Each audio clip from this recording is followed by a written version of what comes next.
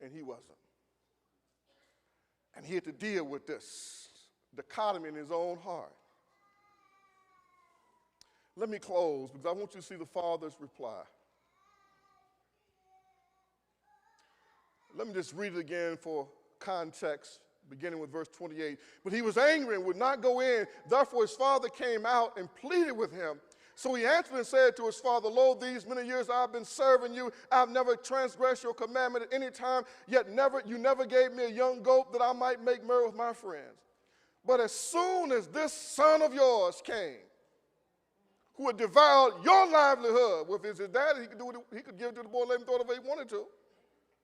With harlots, you killed the fatted calf for him. And look at the father's response. He says to him, son, this is a loving father. This is a public conversation. The father was in the party. The boy was outside with the servants. The father came outside. So you know some of the people came outside and they eavesdropped on this conversation.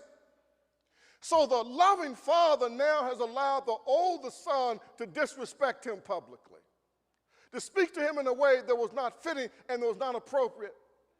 And rather than calling for him to be beaten or whipped or scourged or whatever, the loving father looks at his wayward, rebellious, self-righteous, prideful oldest son, and he says to him with compassion, son, you're my son. And all these years you done been with me. And everything that I had, you had access to. I've never held anything back from you. You had access to everything. You had the Master's card, the Diners, the American Express, the J.C. Penney, the Sears Roebuck. You even had the Value City card before they closed.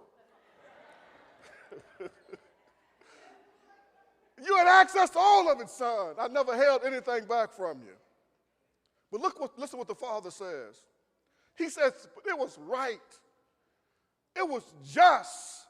I couldn't help myself. I could not contain myself. It was right. It was appropriate for me. We had to make a merry party. We had to have a big gala. We had to rejoice. We had to be glad because this was your brother. And now Jesus is hammering the point. And he's hammering the point to the religious leaders. He says, I can't help myself but to receive the sinners. I can't help myself to receive the publicans. These are your brothers and your sisters. And I can't help but to rejoice to see them coming from the far country, picking themselves up, and now embracing the truth. He said they was dead. Now they're alive. He was lost, and now he's found. And as I close, remember, I've told you before, it's not only what is in the Bible that's profound in terms of what Jesus says, but it's also what he doesn't say. If you look at this text closely, when he comes to the end of the parable, it's just like a good movie. He lets you finish it for yourself.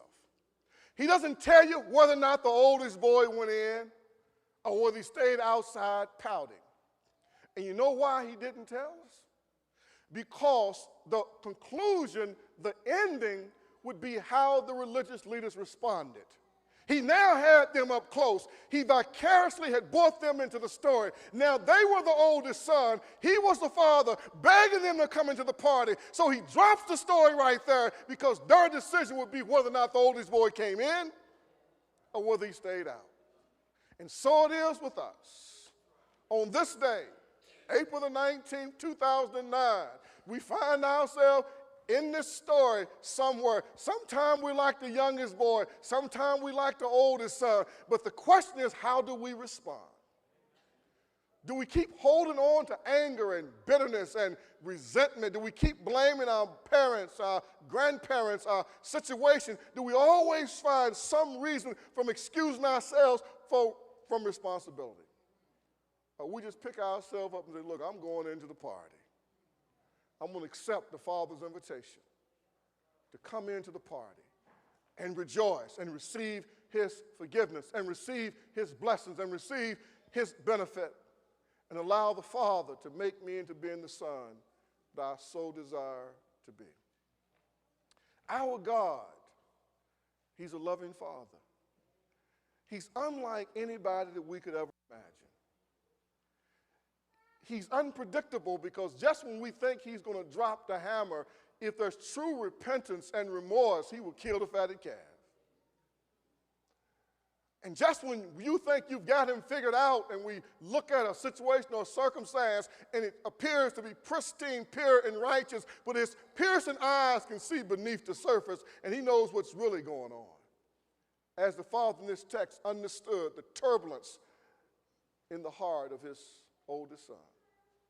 But what the loving Father does, he deals tenderly, gently,